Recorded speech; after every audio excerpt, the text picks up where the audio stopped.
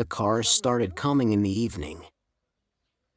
There's a village council downstairs, shops. There were cars, but there were no soldiers. Those people came.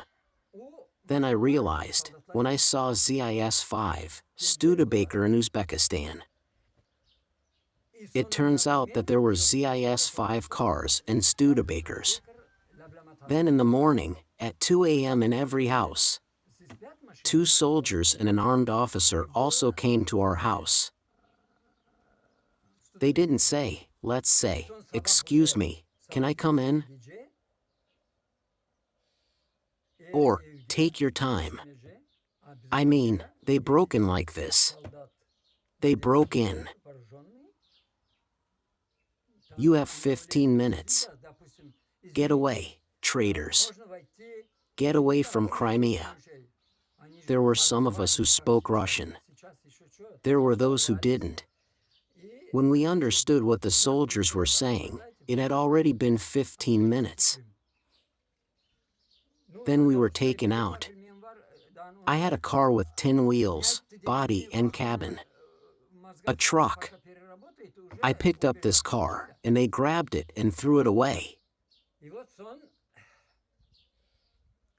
It was left behind, too. They brought us from Alushta to Simferopol by cars and loaded into the wagons. For some reason, our wagon was 2-storied. I mean, they're tall. I remember climbing upstairs and looking out the window. It was very strange for me to watch the train move and see its tail.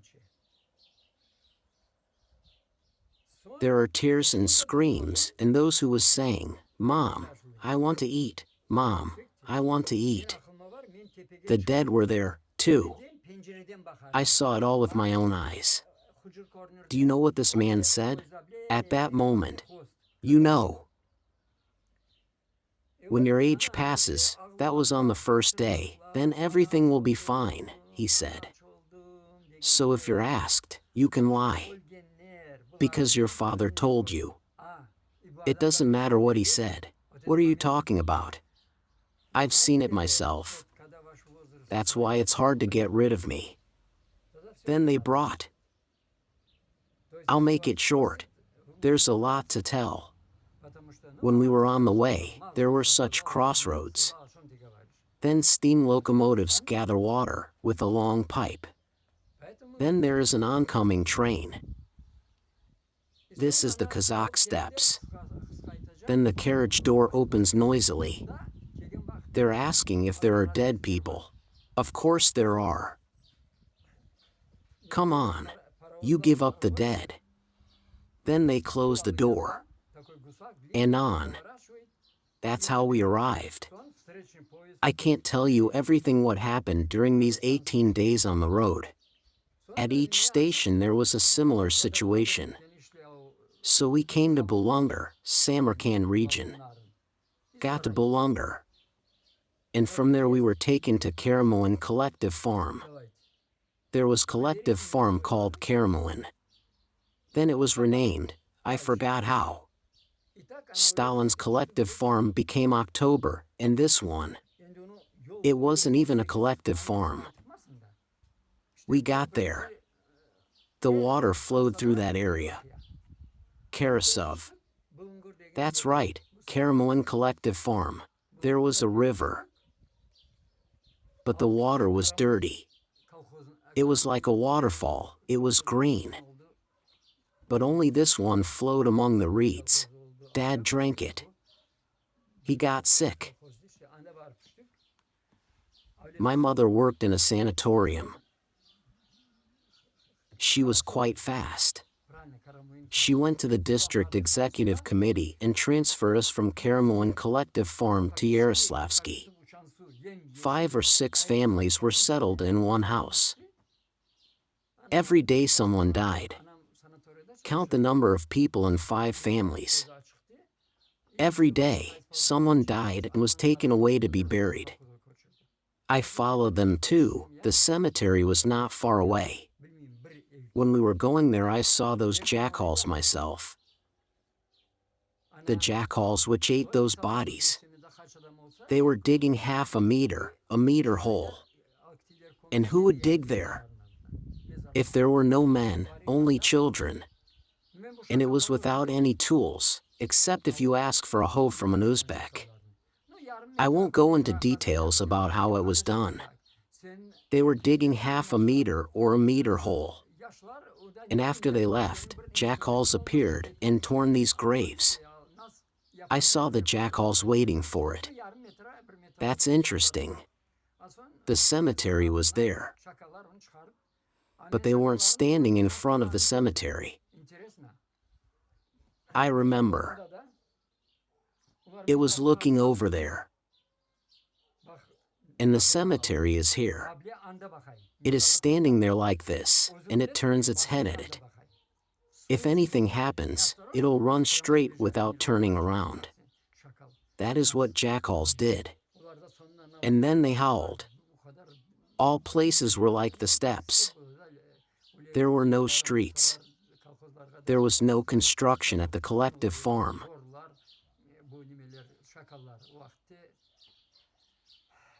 Then they disappeared, wolves, jackals, but there had been many at the time. Then my mother moved us out of there, too. We came, there was a man Chiygoz, to Rustam Chiygoz. My mother, she was crying, even though she was a mother. I'm hungry, I'm hungry. I'll tell you about it so I won't forget it later. We had one goal. At night before we went to bed, we didn't need anything except food. Just to go to bed full. We didn't talk about white bread, not even black bread. It was zagara, mostly. It was makey bread. There was no barley bread. I'll tell you myself. They say that people were dying of starvation and disease. Not everyone died. Why isn't everyone dead? I'm not dead. I'm one of the survivors. After the Holodomor, then we came to Yaroslavsky, to Bektop. 2 families. Kupas male. With 2 daughters. Mother.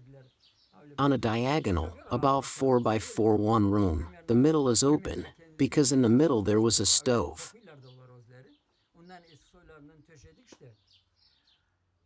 As soon as we arrived, we laid the straw. We took it from an Uzbek neighbor. It was called Alushta, a carpet. About a meter wide, a few meters long, they laid it too. We laid there 2 carpets. Kupas male and his wife and 2 daughters are on one side diagonally. My brother Idris, me and my mother are on the other side.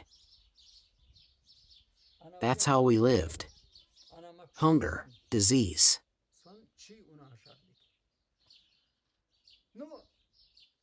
I ate a lot of dandelions at the time. At this time Dautcha was still growing there. You see that apricot over there? It grows there. I brought one of these and Mom cooked and then we ate it raw. What is Holodomor? It's when there's nothing. 0. Nothing at all. You go to an Uzbek man, but he has nothing himself. Even if he has, he won't probably give you anything. That's how we survived. There was a hahi herb, then there was something like sorrel. But it wasn't sorrel, it was phlegm. Mom used to collect it and boil. Then she squeezed it, then, much later, I can't say when it was, 16 kilos of wheat a month. Mom went to Bulungar and brought 16 kilos of wheat on her back, tying rags on her feet. Then we moved to Bulungar. The place was called Bulungar. I skip a lot. Then we got back on our feet for a while. We ate enough bread only after Stalin croaked. I'm not talking about people like him. They're dead because they croak. We've been through a difficult time. Eventually, Mother died at 55. She was quite young. Father died there. My sister Alim's daughter Ganymede died there. My father-in-law died there. My mother-in-law died there. My brother died there. The oldest,